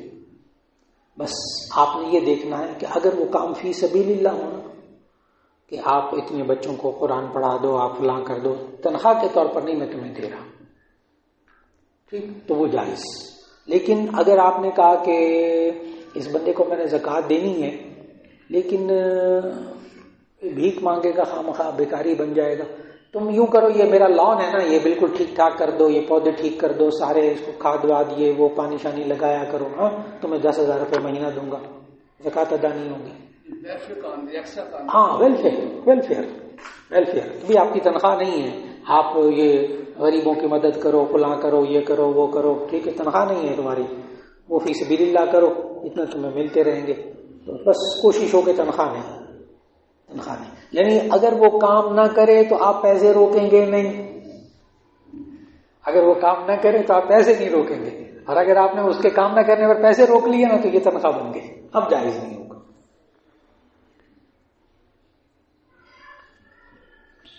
ایک صاحب نے کہا کہ کسی دوسرے پلیٹ فارم سے کسی کی چیز اٹھاتے ہیں اور اس پروڈکٹ کو ہم کسی اور پلیٹ فارم پر بیچ دیتے ہیں، لیکن اس پروڈکٹ کے مالک ہم نہیں ہوتے۔ جی نہیں، میں نے کہا نا پروڈکٹ اگر ہے نا، وہ آپ چیز ہے نا وہ، تو ایسی صورت میں آپ نے اس مثال کے طور پر آن لائن پیسے ادا کر دیے، آپ اس چیز کے مالک بن گئے۔ مثال کے طور پر ایک گاڑی ہے، آپ نے آن لائن بک کرا دی، بالکل ٹھیک ہے، اب وہ گاڑی کے آپ مالک ہو گئے، آپ کو نمبر، چیسز نمبر وغیرہ یہ وہ سارا کچھ مل گیا، گاڑی پورٹ پہ آ گئی، ابھی آ رہی، ابھی نہیں آئی، آپ کے ہاتھوں میں نہیں آئی اس کی چابیاں، لیکن آپ مالک تو ہے نا، آپ اس گاڑی کو بیچ سکتے ہیں، یعنی آپ حکمن بھی قبضہ ہو جائے تو جائز ہے، لیکن ابھی بالکل ہوا میں ہے، اس کا وجود ہی نہیں گاڑی کا، ابھی اس کو الاٹ ہی نہیں ہوئی، آپ کو خریدا بھی نہیں گیا، اسی کو بیچ رہے ہیں، وہ اس کو بیچ رہا ہے، یہ ناجائز، مال ہونا چاہیے۔ جی ڈراپ شپنگ میں یوں ہوتا ہے کہ آپ ایک ویب سائٹ سے سامان اٹھا کے دوسری ویب سائٹ پہ بیچتے ہیں، حالانکہ آپ اس کے مالک نہیں ہوتے، آپ یہ شو بھی نہیں کرواتے کہ یہ میں دوسری ویب سائٹ سے۔ جی یہ جو اب انہوں نے جو drop shipping only on the left town, ٹھیک ہے، وہ مال نہیں ہے نا، وہ مال نہیں ہے، اس لیے اگر آپ درمیان میں وکیل بن جاتے ہیں، اب یہ ایک اور طریقہ، درمیان میں وکیل بنتے ہیں، جو اصل جس طرف انہوں نے اشارہ کیا وہ یہ ہے کہ آپ نے مختلف چیزوں کے اشتہار دے دی، یہ چیزیں آپ چاہتے ہیں، اس کی اتنی قیمت ہے، اس کی اتنی قیمت ہے، اب آپ نے اشتہار دے دیا ویب سائٹ پہ، وہ بندہ کہتا ہے جی مجھے یہ چیز اتنی مقدار میں چاہیے، ٹھیک، آپ نے وہاں سے خریدی اور اس بندے کو پہنچا دی، جائز، آپ وکیل بن گئے نا۔ یہ اسی طرح جیسے آپ کسی کو پیسے دیں، یار وہاں سے کتابیں لا کے دے دو مجھے، وہ کتابیں لا کے آپ کو دے دے، جائز۔ اب وہ وکیل بنایا ہے نا، اب اس میں کمیشن لینا، کمیشن ایجنٹ بننا، یہ بتا کر کہ جی میں آپ سے اتنے پیسے لوں گا، اتنا منافع کماؤں گا، جائز۔ لیکن اگر خالی وکیل بنایا، جیسے میں نے اپنے کسی شاگرد کو پیسے دیے کہ جاؤ میرے لیے نا یہ 10,000 کی کتابیں لے کر آؤ، اور اس میں سے اس نے 1,000 روپیہ اپنے پاس رکھ لیا کمیشن کا، جائز نہیں ہے، کیونکہ میں نے اس کو وکیل بنایا ہے، کمیشن ایجنٹ نہیں بنایا، میں نے اس کو وکیل بنایا۔ جی سوال درمیان میں آتا ہے، صحیح سمجھ نہیں کہ آپ نے اگر آپ نے سگے بھائی سے لا کر لیا اور اس بھائی نے کہا کہ میری بھی ضرورت ہے، آپ کی کام میں یہی کرتے ہیں دوسرا، تو میرے بچوں کو دے دیں، میرا بھی ہو جائے، تو یہ سود ہے؟ بیٹھیے گا دیکھیے، ایک بھائی سے آپ نے 1 لاکھ روپیہ بھائی نے لے لیا، ٹھیک ہے؟ اب اس بھائی کو آپ کہتے ہیں کہ بھئی بچوں میں نفیسیں بھی دینی ہیں اور وہ کتابیں بھی لینی ہیں، کتابیں ہی لے کے دے دو اللہ کے بندے، سمجھ میں آئے؟ اگر یہ کتابوں کے پیسے اس قرض میں سے منہا ہوں گے تو یہ جائز ہے، اگر یہ کتابوں کے پیسے اس 1 لاکھ روپے میں سے منہا نہیں ہوں گے، وقتی طور پر آپ فائدہ اٹھا کے چلو مشکل ہے میری آسان کر دو، سود ہے کھلا، وہ کوئی گول مول بات نہیں، بہت واضح ہو گیا۔ پھر نہ ہو تو پھر پوچھیے، حل ہے نا، حل بتا دیا میں نے۔ نہیں اس کو کوئی منہا کرے، حساب کو لکھ کر کرے کہ 10,000 کی کتابیں آئیں، اب 1 لاکھ میں سے 10,000 روپے تمہارا آ گیا، حل بتایا میں نے۔ اب 10,000 روپیہ، 10,000 روپے فیسوں کا، بلاگا بیگ کا، خرچے کتابوں کا، اتنا پیسہ آ گیا، لکھ دیں تمہارے 1 لاکھ میں سے 10,000 روپے آ گیا، بات ختم ہو گئی، بالکل جائز، بالکل جائز۔ یہ کرپٹو کرنسی جو ہے نا، اب تو ملک اس پر قانون سازی کر رہے ہیں نا، لیکن جائز نہیں ہے ابھی تک۔ جی ہاں، جائز نہیں ابھی تک۔ جی کسی سے قرضہ لینے جاتے ہیں، وہ آدمی کبھی زیادہ تعلق والا ہوتا ہے، گھر میں بٹھا دیتا ہے، کھانا پینا آتا ہے۔ جی بھائی صاحب نے سوال کیا ہے کہ آپ کسی سے قرض لینے جاتے ہیں تو بس اوقات وہ تعلق والا ہوتا ہے، دیا ہوا تھا جو قرض، جی آپ نے قرض دیا کسی کو 10 لاکھ روپیہ، آپ لینے کے لیے جاتے ہیں، ٹھیک، وہ آپ کو چائے پانی کھانا وانا کھلا دیتا ہے، ٹھیک، اور اس میں سے پیسے منہا نہیں کرتا، جائز، ابھی سود نہیں، کیونکہ آپ کو قرض کے بدلے وہ کھانا نہیں کھلا رہا۔ لیکن اگر آپ نے اس کو قرض دیا ہوا ہے اور وہ اس قرض سے فائدہ آپ کو پہنچانے کی کوشش کرے، قرض نہ دے، وہ سود ہو جائے گا۔ وقت کافی ہو گیا جی، اجازت چاہوں گا، جزاک اللہ، السلام علیکم ورحمۃ اللہ وبرکاتہ۔